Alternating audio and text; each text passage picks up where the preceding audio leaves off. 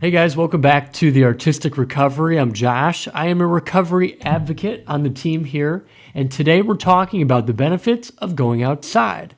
My special guest today is Mr. Ron Seaman. He's here to talk with us about, we've all heard it, let's take a hike and what that means for your recovery. So let's get started. Welcome, Ron. How you doing? Oh, welcome. Thank you for having me. Thanks for being here. So I am really interested as to what perspective do you personally bring to recovery from hiking? So we're talking about hiking and nature. Sure. What's your perspective on that, and what do you bring to recovery? Well, in my life, I've had close family members and distant relatives, neighbors, friends who have had problems with addictions, and I have been, hurt. Some of them have died, some of them have suffered, some of them have done a lot of damage. However, being a Christian, of course, we forgive them and we try to help them. And so I'm very aware, of what's going on. And through my Christian ministry, work with a lot of people of all ages who've had problems. So seeing that up close, we're talking today about nature and hiking and walking through struggles with those that are close to you. I'm sure that has left an impact Oh, yes.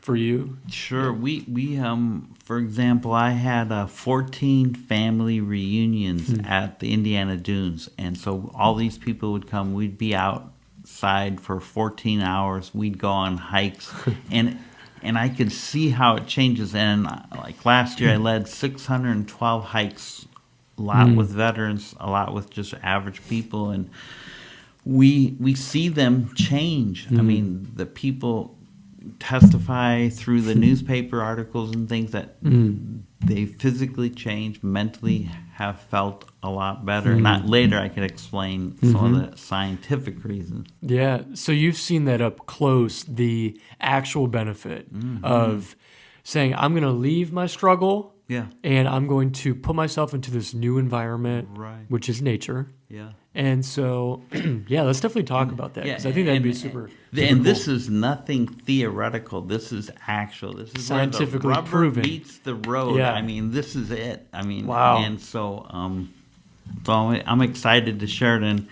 that's why people who come, I use humor a lot with them, so they remember things about nature, and it's judgmental is not a word ever used. I mean, we're just equals. So it sounds like bringing your faith into the nature walks, into the hikes. Can you, for those that don't know, explain more of what you do for work, what you do for your ministry, Sure. and what, specifically what your role is when it comes to hiking? Well, my background is inventing and computer science, and I won't go into that detail, but other than that, I have had a lot of time in my life to do whatever I wanted. So I started a Christian ministry where I would help people, primarily Pakistan and India, use computer science to reach people. And then locally, so that's globally. Locally, I would work with ministers in the Inglewood neighborhood in Chicago. So that's the worst of the 77 neighborhoods. And so we would go door to door. We'd be on streets. We'd help people. We'd talk to them. Basically, listen. So many people, they don't have anybody to talk to. Yeah. And they join gangs or bad groups because they don't have a family infrastructure off. Right. They're missing that. So it's that faith element like we talked about, Right. maybe, and the family element too. Right. Just someone to talk to. And like, so there is some sort of, whether that be called therapy, a release of just whatever depression, anxiety that someone's held on to. Oh, yeah.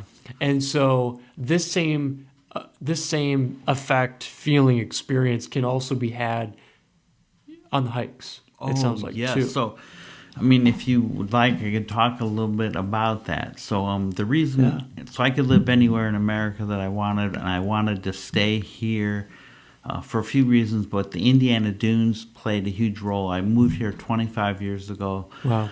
And it has what I have pointed out to them, the greatest biodiversity density. So we have all this great biodiversity in only 15,349 acres. Give you an idea, Yellowstone has 2.2 million acres, and they don't have they don't have what we have. Right. So it's massive. You can see every ecosystem, every species of plant, insects, animals, and every one of those have live microorganisms we just call microbes. Sure. So how important are microbes? You're made up of 99 trillion microbial cells and only 1 trillion human cells. So when you look at me, you see these big old human cells. You don't see that now I just shook millions of microbes off, or, Wow. And that is your immune system. It's not your bones, it's not your heart, it's not your lungs. It is the microbes. They are the second brain. They analyze what's going on. They communicate. They cause you to crave things. Yeah. Like, for example, I'm craving a hot fudge sundae in this heat. but it's calcium. By the way, chocolate, natural chocolate is actually good. It has No kidding. a fermentation in it. So when you're out there in nature, you hear the sounds of waves or wind blowing through the trees, the birds chirping, 375 species we have. And that lowers your blood pressure. Actually, I have a lot of tools with me, like we can measure your pulse and your blood pressure, and we know that it lowers throughout the hike. Throughout the hike, wow. And you feel, no one has ever said to me, "Oh man, I just wish I would have stayed home and watched the Bears lose," or whatever. They all are thankful to get out into nature. And plus, one person said to me, "Well, it's sort of like a social gathering. It's just on the trail. Some of the same people come to some, and we're just all talking and." It's just so much fun, and that's why I do everything for free. As the Indiana Master Naturalist, I know about the science and nature and the history. So, right. So there's actually this physical reaction that the body is going through when you're in nature. Yeah. And we're saying that that's one reason you want to go outside. Right. Just get outside. Right. Just absolutely. go outside. Now, here's a question. Does that same experience happen on a beautiful sunny day versus a cold winter day? Like if someone doesn't have access to 365 warm weather, is the body still going to react in a healthy response? Absolutely. So I hike every day of the year when it was minus 15 and a 30 below wind chill factor. Yeah. So you can experience that all. In that case, you're maybe having a little less microbial interaction, but your muscles are so important to keep moving. So if you sit, you are really impacting your health. That's why people who have a broken hip, on average, they live only 5 years after that unless they really keep moving. Wow. Because they're just sedentary and one thing happens after another. So, and doesn't that lead to the mental health aspect as well? Oh, yeah. Yeah. So people talk about brain chemistry, runner's high and all that. That high is not from the brain. It is from microbes creating the chemicals for the brain. And so there are so many chemicals involved, we haven't even identified them all. I mean, they'll say some in the news media, but it's really so sophisticated. I mean, people are learning things. But I encourage people who love to research to go to scholar.google.com because that is Google's search engine for peer-reviewed scientific papers. So when I talk about mushrooms and their ability to heal, or I talk about plant diversity or any nutritional stuff, you go there. That's the source. You're not reading in USA Today or something. Sure. So it's also that, finding your pathway. For some people, it could be fitness and outdoor exercise. Other people, it's nutrition. What we're saying is you can combine two of those pathways together. Yeah. Yes. And it's this experimentation with what really is going to work for me. Mm-hmm. Because if someone's never walked outside and gone on a nature hike, Right. it may be kind of scary. Right. Like, so as a conservationalist, correct? That's the correct term. Right. How do you approach someone who's never been on a trail, never been on a hike before? So there's been many people who said, "Oh, I just couldn't keep up on a hike. I wouldn't slow it down." I said, "Let me tell you the little secret. I go at the speed of the slowest hiker. So if this person is a little bit slower, I'm talking to them, I'm staying with them, and guess what? I give them a break because I do a lot of photography. So that's when I see this Right. mushroom, that's when I see this insect, Right. that's when I see this great wildflower, and I'm stopping. No one knows it's for some other person. So Right. we're going at everyone. No one has ever lagged behind. We don't leave Yeah. anybody behind, and it's no pressure. We're moving as a group. There's no one 500 feet ahead of time. So it's Wow. so we're gearing it towards the whole village. It's not, Right. it's not one person who's the great athlete. Yeah. And so sometimes, wouldn't it be, I would think it'd be great to go on a night hike. Oh, so I do at least 2 to 3 night hikes a week in addition to day hikes. And a lot of people are apprehensive about night hikes because they don't know where to go during the day, let alone the night. But I've been over 50 years everywhere. I know the trails by heart, but I have apps which I explain to people so that you can see this little blue blinking dot. We've actually hiked in dense fog Wow. where we wouldn't have known where we turn unless we were looking at the app. Wow. But at night, I got the Porter County Parks to now open up their parks for my night hikes at Sunset Hill Farms. We have a full moon hike. We just had one on the 14th. You see the sunset, the twilight, the moonlight, Wow. the starlight, and then my laser lights because I do photography With those. lasers. Yeah, line lasers, not dot lasers. So say if someone's, celebrating, let's say it's their 1 year mark of recovery, what a great way to celebrate that by participating in the social environment. We've talked about distraction, positive distractions. yes. So walking, now I want to put this in there as well. If someone has accessibility issues with getting to the hike, do you guys accommodate for that, or is that? Yes. So first of all, there's some regular people who come. I'm of course the most regular people, but I can arrange to pick someone up. But as far as physically, we have at the Indiana Dunes State Park, as a gift from Friends of the Dunes, 4 all-terrain wheelchairs. Wow. All-terrain chairs. One of them has Army tank tracks with a Wow. joystick. So those wheelchairs can go anywhere that I'm going to take people. I'm not going to go up the steep dunes, but we're going to go in beautiful places with those. So Wow. we've taken quadriplegics where someone will walk next to them controlling that joystick. Wow. So some of these people haven't been out in nature for years. Wow. What a special treat for you, I'm sure. Oh, yes, Just it to sure witness that. And there was a woman with dementia. She hadn't been out into nature for 10 years. And her husband brought her, and he purposely let her be with the group, and he went a little bit on so that she would get to interact with Wow. us. And the greatest, of course, I don't accept tips or any money, but on the trail one day, in the fall, she picked up a leaf and said, "Oh, that's so beautiful," and she handed it to me. It's for you. That was like worth $1,000 tip. You know? Wow. Really, can you remember the moment when you discovered that hiking was going to be beneficial for mental health? Just in your own personal journey and sure. in your walk? Yeah. So I've had problems at times with depression, and it wasn't circumstantial depression, meaning everything was going for me good. I had anything I wanted. I had not any circumstantial reason to have depression. So I knew it was a chemical thing. Right. So when I would sit at home, I wouldn't get any better.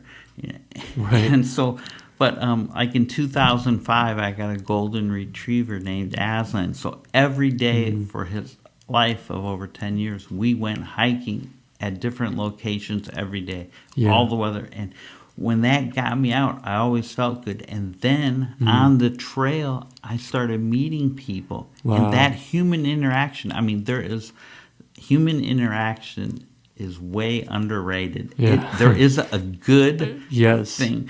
And Right. we have energy in our group. There's people who they're not like super athletic, but yet when they come and we're a group, we just move together. It's like there's a string around all of us. Right. Isn't that interesting? We attempt to have that same experience with our phones. We attempt to, but my phone isn't going to give me what Ron provides, Yeah. or the group provides. The woman that handed you the leaf. Yeah, so Yeah. so believe me, I'm the biggest geek there is. 43 years in computer science, but I can't get out of that phone what I can.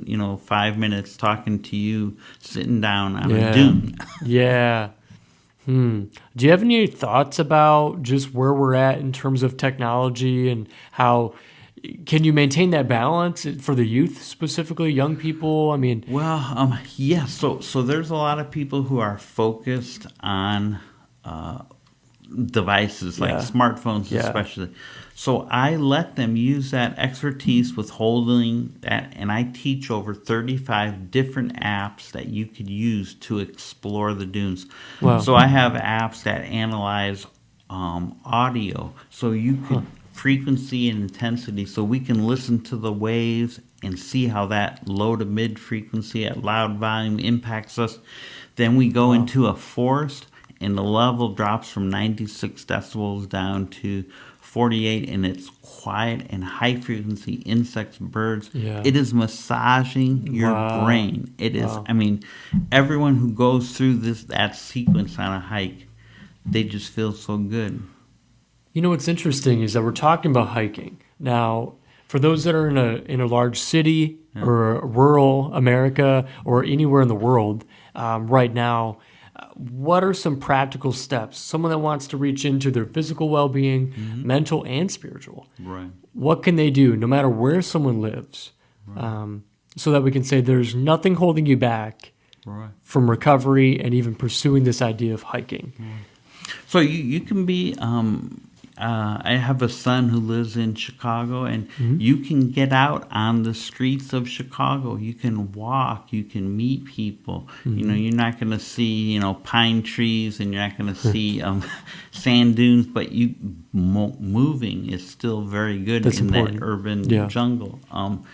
You can get out onto like the lakefront in Chicago. That is 307 miles long, and that beautiful. air, Yeah. it's just a runway for fresh air. Yeah. So you people can eat right. That's certainly, but there's only so much that nutrition can come from food. So God had Adam and Eve in the Garden of Eden. He didn't have them in the village of Bethlehem. He had them in the Garden of Eden, Sure. where we had the greatest biodiversity ever. Yeah. And so when you get out to the dunes, that's the next best in America. I mean, that is the best in America. That's awesome. And for everyone listening right now, you probably know of a really special place that you could say, that's my dunes. For Ron, it's here in Northwest Indiana. But there's probably a dunes close to where you live, too, that's just waiting for you to explore that with a group of friends and to have that social connection. We all need that time to be alone and just to reconnect, but to have that social interaction. So key. So key. Absolutely. So, is there anything else, Ron, specifically about physical, mental, spiritual well-being that you want to talk about? So I've studied creationism and evolution for a long, long time, decades. And when I'm out in nature and I explain how trees communicate through the fungal network, and I explain about the woodpecker and how all these things had to happen for it to be what it is, people realize, hey, these weren't random chances. They were created. Right. Well, who's the creator? I happen to know who that creator is. Right. I'm willing to introduce you to them, and then it's up to you if you Right. want to further that. And Yeah. we never pressure anyone. We're just here to answer questions. Yeah, and really, that entry point into the forest, into the dunes, the concrete jungle, wherever you may be, living today, may begin a series of new steps that may lead you closer in your recovery, faith, exercise, nutrition. There's all these possibilities, and we're just glimpsing that today. And God allows people who are trying to help you to get into your life. Right. And sometimes it's just a chance encounter. You're sitting on a bench in a train station in Chicago waiting for the South Shore, and you're talking to someone. That was no accident. Right. Right. And so Right. it's being around humans, interacting with them We in learn a from healthy environment. Yes. We learn from each other. Oh, yeah. Circumstances. Everything right. I learned was from someone else. I didn't create the learning. Right. Right. But having that passion for learning never should end. Exactly. No matter how mobile we are in our recovery, or how expressive or lack of that we may feel on the inside. We always want to be challenging ourselves, having an accountability partner to hold us to that. And so, Ron, thank you so much. Was there anything else that you wanted to add or highlight today? So I have scheduled hikes, but now more and more people are emailing me or texting me saying, "Hey, Ron, can you hike at Colesbog on Tuesday?" So yes, I can arrange my schedule to hike anywhere, anytime, basically. And those are the hikes that I love the most, are the ones that are requested, because I know they want to do that. So I'm always available, and I do hikes from the middle of the night before sunrise to late night rains, anything. And we said hiking. I do kayaking, biking, snowshoeing, and cross-country Oh, skiing. really? So. Well, there you have it. So if anyone wants to go outside, there's no excuse holding you back. Right. Ron will go with you. Yes, that's right. I will. So, Ron, thank you again for being with very us. welcome. And My pleasure. your presence today is a breath of fresh air, so thank you. And if you want more resources like this one here, a podcast or a video or even a blog, artisticrecovery.org is where you can find that. And tune in next time for more episodes like this one.